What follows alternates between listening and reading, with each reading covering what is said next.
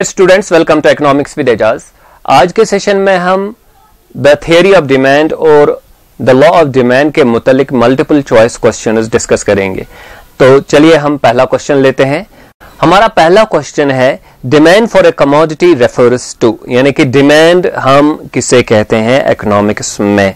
तो आपके पास चार ऑप्शंस है। पहला ऑप्शन है desire for a commodity, willingness to pay for the commodity, दूसरा ऑप्शन है। तीसरा हमारा ऑप्शन है नीड फॉर ए कमोडिटी, और चौथा जो हमारा ऑप्शन है वो है quantity demanded eight a certain price during a period of time. तो अभी हम ऑप्शंस डिस्कस करेंगे। पहला ऑप्शन है डिजायर फॉर ए कमोडिटी। तो आपकी डिजायर है कोई कमोडिटी खरीदने की, लेकिन अगर आपकी एबिलिटी नहीं है पे करने की तो इसको हम डिमांड नहीं कह सकते हैं। दूसरा ऑप्शन है willingness to pay for the commodity. तो विलिंगनेस और फिर एबिलिटी में डिफरेंस है। आप तो विलिंग होते पे करने के लिए, लेकिन अगर पेमेंट जेब में नहीं है तो डिमांड नहीं बन सकती। तीसरा ऑप्शन है नीड फॉर ए कमोडिटी। तो हर कोई नीड एक डिमांड नहीं बनती है अनलेस आप पे करने के कैपेबल हो। और चौथा जो हमारा ऑप्शन है वो quantity demanded eight a certain price during a period of time, यानी कि डिमांड एक कमोडिटी की हम टेक्निकली उसको ऐसे डिफाइन करेंगे कि ये क्वांटिटी डिमांडेड है एट ए सर्टेन प्राइस, कुछ किसी खास प्राइस पे जो क्वांटिटी डिमांड होती है एक चीज की ड्यूरिंग पीरियड ऑफ टाइम, एक खास मुद्दत में, एक खास टाइम पीरियड में।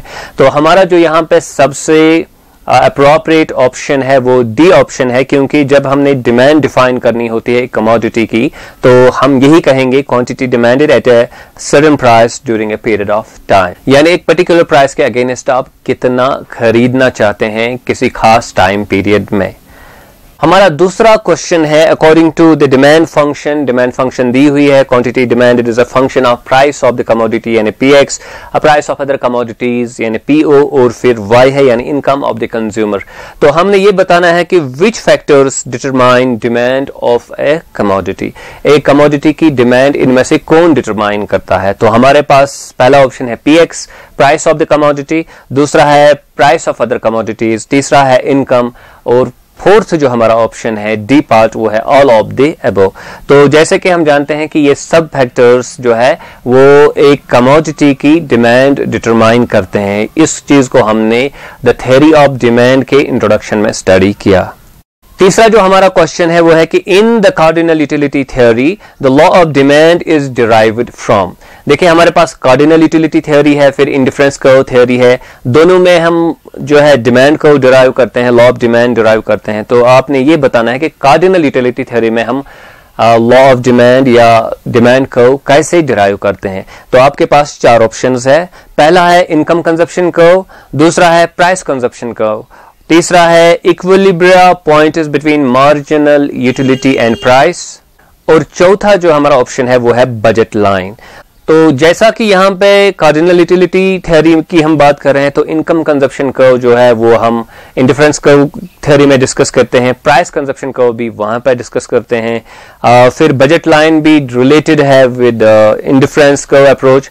तो हमारा जो यहाँ पे ऑप्शन है वो सी ऑप्शन है जो अप्रोप्रिएट ऑप्शन है, क्योंकि हम लॉ ऑफ डिमांड या डिमांड कर्व डिराइव करते हैं जब हम डिफरेंट इक्विलिब्रियम पॉइंट्स को ट्रेस करते हैं। और इक्विलिब्रियम पॉइंट्स कैसे हमें मिलते हैं, जब इक्वालिटी होती है between marginal utility and price. तो ये दो जब इंटरसेक्ट करते हैं तो हमारा इक्विलिब्रियम आता है, और इन इक्विलिब्रियम पॉइंट से हम फिर डिमांड कर्व जो है वो डिराइव करते हैं।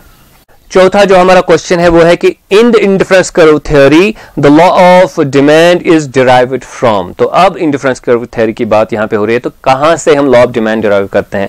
तो आपके पास ऑप्शन है इनकम कंजप्शन कर्व, दूसरा है प्राइस कंजप्शन कर्व, तीसरा है equilibria point is between marginal utility and price, और चौथा है बजट लाइन। देखिए सी पॉइंट हमने पहले ही डिस्कस किया कि ये बेसिकली कार्डिनल यूटिलिटी से जो है ताल्लुक रखता है। फिर बजट लाइन से तो हम डिमांड कर्व डिराइव नहीं करेंगे, budget line is different, demand curve different होती है। इनकम कंजप्शन कर्व से भी हम डिमांड कर्व डिराइव नहीं कर सकते, क्योंकि यहाँ पे रिलेशनशिप बिटवीन इनकम और कंजप्शन है, न कि प्राइस और क्वांटिटी डिमांडेड का। डिमांड कर्व में लॉ ऑफ डिमांड में प्राइस और क्वांटिटी डिमांडेड के दरमियान हम रिलेशनशिप चेक करते हैं। तो हमारा जो यहाँ पे अप्रोप्रिएट ऑप्शन है वो बी ऑप्शन है, प्राइस कंजप्शन कर्व।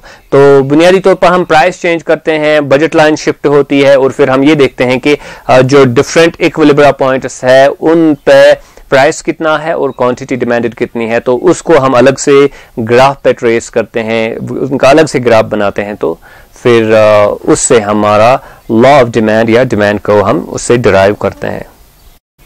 हमारा फिफ्थ क्वेश्चन है price consumption curve shows different equilibrium points on an indifference curve map when dash changes. यानी कि प्राइस कंजप्शन कर्व जो है ये बुनियादी तौर पर बनती है किससे, इक्विलिब्रियम पॉइंट से। कौन से इक्विलिब्रियम पॉइंट्स जो हम इंडिफरेंस मैप पे डिराइव करते हैं, तो वहां पे हम कौन सी चीज चेंज करते हैं जिसकी वजह से हमें डिफरेंट इक्विलिब्रियम पॉइंट्स मिलते हैं जहां से हम फिर प्राइस कंजप्शन कर्व डिराइव करते हैं। तो यहां पे हमारे ऑप्शन है कि हम इनकम चेंज करते हैं, दूसरा ऑप्शन है कि हमारे टेस्ट चेंज होते हैं, तीसरा ऑप्शन है कि रिलेटिव प्राइस चेंज होते हैं और चौथा जो हमारा ऑप्शन है वो है नन ऑफ द अबव। देखिए इनकम चेंज होने से फिर इनकम कंजप्शन कर्व हमें मिलेगी, प्राइस कंजप्शन कर्व नहीं मिलेगी। टेस्ट चेंज होने से भी जाहिर सी बात है कि प्राइस कंजप्शन कर्व नहीं मिल सकती।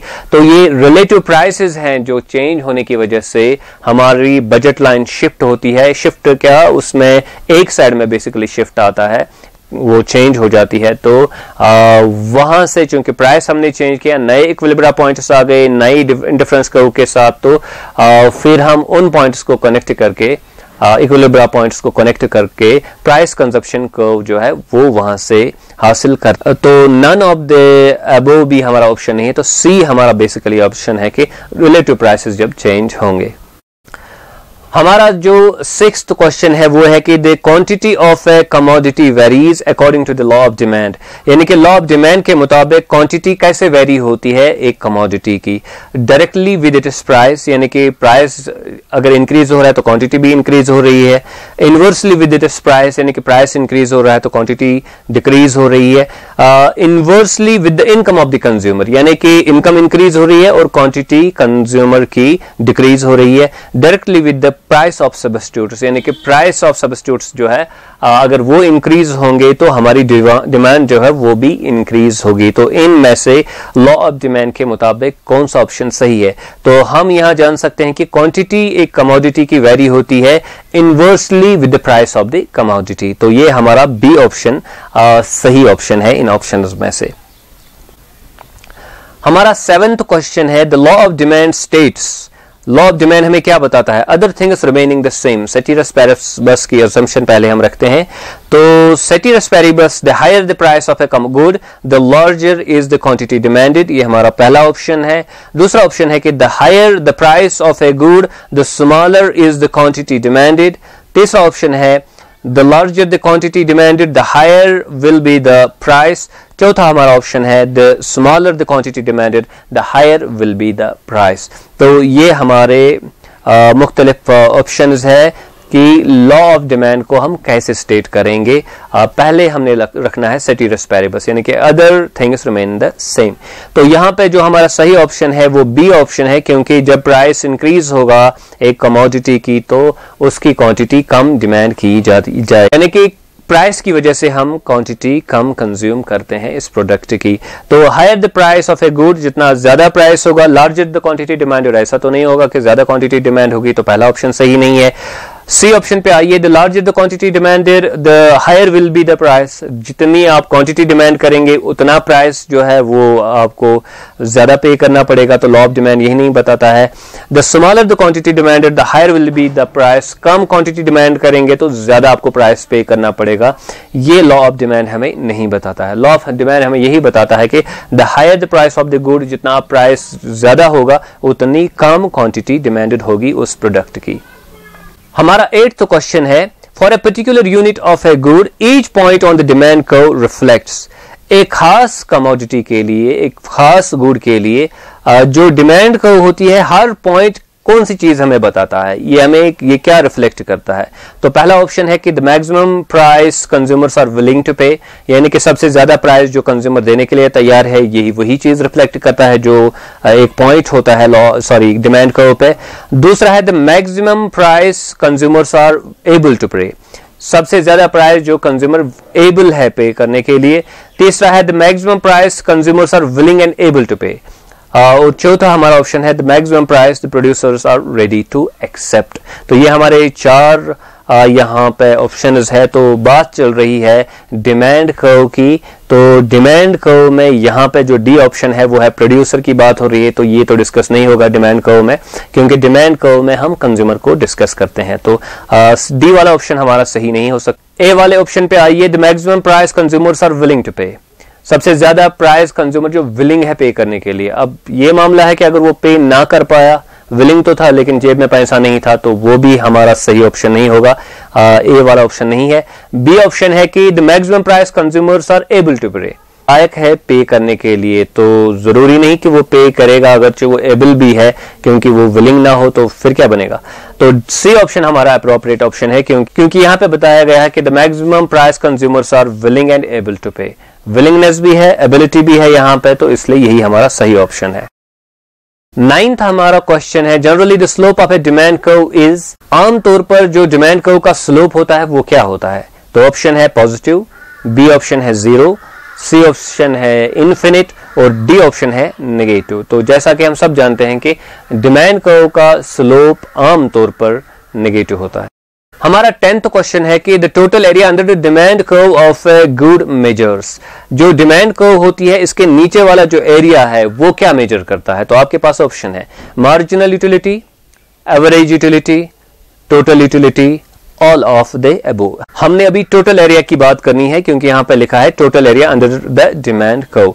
तो यहां पे जो हमारा सही ऑप्शन है वो है टोटल यूटिलिटी, क्योंकि ओवरऑल जो डिमांड कर्व है हर पॉइंट पे मार्जिनल यूटिलिटी मेजर होती है, लेकिन overall along the demand curve उसके नीचे जो पूरा का पूरा एरिया है वो हमें टोटल यूटिलिटी दिखाता है, क्योंकि हम वहां पे मार्जिनल यूटिलिटीज को ऐड करते हैं तो टोटल यूटिलिटी हमारी बनती है। तो यहां पे जो सही ऑप्शन है वो है टोटल यूटिलिटी। 11th जो हमारा क्वेश्चन है वो है कि movement along the same demand curve shows. अगर हम एक डिमांड कर्व के अलोंग चलेंगे, तो अगर हम प्राइस इंक्रीज या डिक्रीज करेंगे तो हम उसी डिमांड कर्व पर रहेंगे। तो इस चीज को हम क्या कहते हैं। ऑप्शन आपके हैं एक्सपेंशन ऑफ डिमांड, दूसरा है एक्सपेंशन ऑफ सप्लाई, तीसरा है इंक्रीज ऑफ डिमांड, चौथा है डिक्रीज ऑफ डिमांड। देखिए अगर हम उसी डिमांड एक ही डिमांड कर्व पे है तो उस वक्त उसको हम एक्सपेंशन ऑफ डिमांड कहेंगे अगर प्राइस डिक्रीज हुआ और क्वांटिटी इंक्रीज हुई, वरना कॉन्ट्रैक्शन कहेंगे, एक्सपेंशन एंड कॉन्ट्रैक्शन। तो यहाँ पे वर्ड एक्सपेंशन हम यूज करेंगे। इंक्रीज और डिक्रीज का वर्ड हम तब इस्तेमाल करते हैं जब हमारे जब डिमांड कर्व चेंज होगी, यानी कि एक ही प्राइस पे अब हम ज्यादा क्वांटिटी कंज्यूम कर, तो इस चीज को हम इंक्रीज कहेंगे, लेकिन यहां पे इसको एक्सपेंशन कहेंगे। हमारा जो 12th क्वेश्चन है वो है कि if price of a good decreases what will happen to its demand. अगर एक कमोडिटी की प्राइस डिक्रीज हो रही है तो इसकी डिमांड को क्या होगा। बुनियादी फोकस यहाँ पे ये है कि हमने कौन सा वर्ड यूज करना है, तो आपने वर्ड्स पे यहाँ पे फोकस करना है।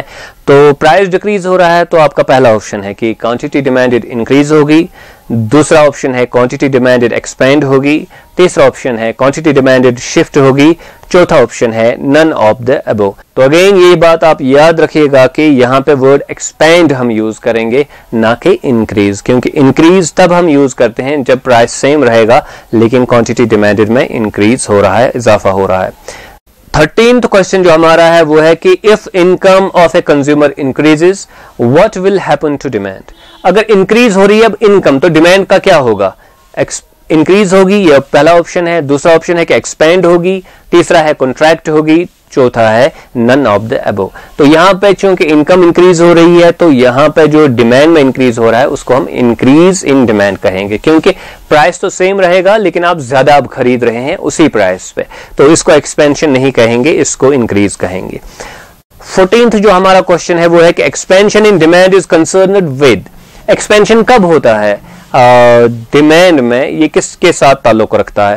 तो पहला आपका ऑप्शन है shift in the demand curve, दूसरा है upward shift in supply curve, तीसरा ऑप्शन है movement along the demand curve, और चौथा ऑप्शन है नन ऑफ द अबव। देखिए शिफ्ट भी नहीं है क्योंकि शिफ्ट तो इंक्रीज हुआ। Upward shift in the supply curve, यहां पे सप्लाई कर्व की बात हो रही है तो सप्लाई कर्व का यहां पे सवाल ही पैदा नहीं होता, डिमांड कर्व के साथ हम डील कर रहे हैं। सी ऑप्शन हमारा है movement along the demand curve. Along the demand curve जो मूवमेंट होती है उसी को हम एक्सपेंशन या कंट्रैक्शन कहेंगे। हमारा 15th क्वेश्चन है कि increase in demand occurs when a consumer demands more quantity eight. Increase हो रहा है, ज्यादा आप कंज्यूम कर रहे हैं, तो उस वक्त क्या खुसूसियत होनी चाहिए उस डिमांड की कि हम इसके लिए वर्ड इंक्रीज यूज करेंगे। तो आपका पहला ऑप्शन है हायर प्राइस, दूसरा ऑप्शन है द सेम प्राइस, तीसरा ऑप्शन है लोअर प्राइस, और चौथा जो हमारा ऑप्शन है वो है नन ऑफ द अबव। यानी इंक्रीज वर्ड हम तब यूज करेंगे डिमांड बढ़ने के लिए जब जो है प्राइस ज्यादा हो जाएगा, प्राइस सेम रहेगा, प्राइस कम होगा, या नन ऑफ द अबव। तो यहां पे जो सबसे अप्रोप्रिएट आंसर है, सही आंसर है वो बी पार्ट है, द सेम प्राइस। यानी कि प्राइस तो सेम रहती है लेकिन आप जो है ज्यादा क्वांटिटी अब कंज्यूम कर रहे हैं तो इस चीज को हम इंक्रीज कहेंगे। तो इसकी वजह जो है डिमांड कम करने की वजह अब प्राइस नहीं है, या ज्यादा करने की वजह प्राइस नहीं है। यहां पे दूसरे फैक्टर्स जो है वो इंपॉर्टेंट होते हैं जब इंक्रीज और डिक्रीज होगा। हमारा 16th क्वेश्चन है कि which of the following is और the shift factors for demand of a good. तो किन फैक्टर्स को हम शिफ्ट फैक्टर कहेंगे जब हम एक डिमांड कर्व की शिफ्ट के बारे में बात करेंगे, यानी कि कौन से फैक्टर्स शिफ्ट पैदा करते हैं डिमांड कर्व में। तो आपके पास पहला ऑप्शन है इनकम, दूसरा ऑप्शन है प्राइस ऑफ अदर कमोडिटीज, तीसरा ऑप्शन है अवेलेबिलिटी ऑफ क्रेडिट, चौथा ऑप्शन है ऑल ऑफ द अबव। देखिए एक चीज यहां पे याद रखनी है कि जब प्राइस चेंज होता है तो मूवमेंट जो होती है वो अलोंग द डिमांड कर्व होती है, लेकिन जब बाकी फैक्टर्स चेंज होते हैं तो उनकी वजह से डिमांड कर्व में शिफ्ट पैदा होता है। तो यहां पे अगर आप इनकम देखेंगे ये भी शिफ्ट पैदा करेगी अगर ये चेंज होगी डिमांड कर्व में। प्राइस ऑफ अदर कमोडिटीज भी शिफ्ट फैक्टर्स में आते हैं, अवेलेबिलिटी ऑफ क्रेडिट भी शिफ्ट फैक्टर में है। देखिए आप एक ही प्राइस पे जो है अगर आपको ये पता चले कि इस चीज को खरीदने के लिए आपको कोई एजेंसी क्रेडिट देगी, लोन देगी, तो आप वो खरीदेंगे। हालांकि प्राइस उस कमोडिटी का, उस प्रोडक्ट का चेंज तो नहीं हुआ, लेकिन फिर भी आपने इसलिए खरीदा क्योंकि आपको उसके लिए जो है पैसे क्रेडिट पे मिलते हैं किसी बैंक से, किसी फाइनेंशियल इंस्टीट्यूशन से। तो ये भी एक शिफ्ट फैक्टर हमारा बनता है। इसलिए क्या है कि इसका जो अप्रोप्रिएट आंसर है वो डी पार्ट है, क्योंकि ये सब के सब शिफ्ट फैक्टर्स है, ये डिमांड कर्व में शिफ्ट पैदा करते हैं। इंक्रीज डिक्रीज होने की वजह से डिमांड कर्व शिफ्ट होती है। 17th जो हमारा क्वेश्चन है वो है कि when we say demand increases we mean there is. जब हम ये कहेंगे कि डिमांड इंक्रीज हुई तो हमारा क्या मतलब होता है इस वक्त। तो आपके पास ऑप्शंस है leftward shift of the demand curve, demand curve जो है वो लेफ्टवर्ड शिफ्ट हो जाएगी। Rightward shift of the demand curve जो है वो राइट की तरफ चली जाएगी, यानी कि जिस एंगल से आप देख रहे हैं वो अभी अगर ऐसे ग्राफ है तो वो बाहर की तरफ चली जाएगी, डिमांड कर्व उसका शिफ्ट हो जाएगा। Movement to the right along the demand curve, तो हम ये कह सकते हैं कि इंक्रीज तब हो गया डिमांड में जब एक ही डिमांड कर्व पे हम पहले एक पॉइंट पे थे, अब दूसरे पॉइंट पे चले गए, राइट साइड की तरफ चले गए। और डी हमारा ऑप्शन है movement to the left along a demand curve, यानी कि एक ही डिमांड कर्व पे पहले हम ज्यादा खरीदते थे अब हम कम खरीदते हैं। तो इनमें से हम किसके बारे में कहेंगे कि डिमांड इंक्रीज हो गई। तो हमारा जो अप्रोप्रिएट ऑप्शन यहाँ पे है वो है rightward shift of the demand curve. देखिए जब डिमांड कर्व राइटवर्ड शिफ्ट हो जाएगी तो क्या होगा कि आप एक पर्टिकुलर प्राइस पे अब ज्यादा जो है कमोडिटी खरीदते हैं, तो इसको हम इंक्रीज कहेंगे। तो शिफ्ट दिखाता है, राइटवर्ड शिफ्ट दिखाता है इंक्रीज। हमारा जो 18th क्वेश्चन है वो है कि impact of A price change on demand curve, यानी कि प्राइस अगर चेंज हो जाएगी तो डिमांड कर्व पे कौन सा इंपैक्ट इसकी वजह से पड़ेगा। हमारा पहला ऑप्शन है shift but no movement along it, यानी कि शिफ्ट तो हो रहा है डिमांड कर्व में, लेकिन प्राइस चेंज होने की वजह से अलोंग द डिमांड कर्व हम नहीं ऊपर नीचे जाते। दूसरा ऑप्शन है no shift but movement along it, यानी कि शिफ्ट नहीं हो रहा है लेकिन अलोंग द डिमांड कर्व ही हम ऊपर नीचे चले जाते हैं जब प्राइस चेंज होगा। Both shift and movement along it, ये हमारा सी ऑप्शन है, यानी कि शिफ्ट भी हो रहा है मूवमेंट भी हो रहा है। No shift and no movement along it, यानी कि 10th ऑप्शन ये है कि ना शिफ्ट हो रहा है ना मूवमेंट हो रही है अलोंग द डिमांड कर्व। तो यहां पे जो हमारा सही ऑप्शन है, आंसर है, वो बी पार्ट है, no shift but movement along it, यानी शिफ्ट तो नहीं हो रहा है। जब प्राइस चेंज होगा कमोडिटी का तो हम along the demand curve move करेंगे। अब अगर यहां पर लिखा होता कि किसी और चीज की प्राइस जो है वो चेंज हो रही है और ये उसका फॉर एग्जांपल सब्स्टिट्यूट है या कॉम्प्लीमेंट है, तो फिर इसमें जो है चेंज आ सकता था, इसमें शिफ्ट हो जाता। लेकिन जो कमोडिटी के प्राइस की वजह से अलोंग द डिमांड कर्व हम मूव करते हैं। हमारा 9th क्वेश्चन बेसिकली आपके स्क्रीन पे जो ये ग्राफ है, यहां पे दो डिमांड कर्व्स है, पहली वाली फिर दूसरे वाली, बाहर वाली और अंदर वाली डिमांड कर्व। हमने 3 पॉइंट यहां पे लिए हैं, ए बी और सी। अब हमने क्या देखना है इसमें, तो क्वेश्चन ये है कि what does a movement from A to B and B to C show. A से अगर बी पे हम चले जाएंगे तो क्या दिखाता है मूवमेंट, बी से अगर हम सी पे चले जाएंगे तो ये क्या हमें बताता है। तो आपके ऑप्शन दिए हुए हैं, देखिए पहला ऑप्शन ये है कि increase in quantity demanded and increase in demand, यानी कि ये जो ए टू बी मूवमेंट हो रही है वो इंक्रीज इन क्वांटिटी डिमांडेड है, और फिर जो बी टू सी मूवमेंट हो रही है वो है इंक्रीज इन डिमांड। तो क्या ये सही ऑप्शन है? बी ऑप्शन ये है कि increase in demand and increase in quantity demanded, यानी कि ए से बी तक जो हम चेंज देखते हैं तो वो हमें इंक्रीज इन डिमांड दिखाती है, फिर बी से सी तक जो हम चेंज देखते हैं वो हमें दिखाती है increase in quantity demanded. C option हमारा है increase in quantity demanded and increase in quantity demanded, यानी ए से बी तक जाए फिर बी से सी तक जाए तो दोनों हमें इंक्रीज इन क्वांटिटी डिमांडेड दिखाते हैं। और फिर हमारा लास्ट जो ऑप्शन है, फोर्थ ऑप्शन, वो है increase in demand and increase in demand. चाहे हम ए से बी की तरफ जाएं या बी से सी की तरफ जाएं तो दोनों चीजें हमें दिखाती है कि ये इंक्रीज इन डिमांड हो रहा है। देखिए यहां पे मैं एक चीज पहले क्लियर करूं कि जब शिफ्ट होगा डिमांड कर्व में तो उसको हम इंक्रीज इन डिमांड कहेंगे, लेकिन अगर एक ही डिमांड कर्व पे हम मूवमेंट दिखाएंगे तो उसको हम इंक्रीज या डिक्रीज इन क्वांटिटी डिमांडेड कहेंगे। तो ए से बी की तरफ अगर जाएंगे तो इंक्रीज इन डिमांड है, और अगर बी से सी की तरफ हम जाएंगे तो इंक्रीज इन क्वांटिटी डिमांडेड है। तो हमारा जो सही आंसर है वो बी आंसर है, क्योंकि बी में लिखा है इंक्रीज इन डिमांड, यानी ए से बी की तरफ इंक्रीज इन डिमांड, फिर बी से सी तक जो है वो है इंक्रीज इन क्वांटिटी डिमांडेड। तो ये दो चीजें आप याद रखेंगे, increase in demand and increase in quantity demanded, या फिर decrease in demand decrease in quantity demanded.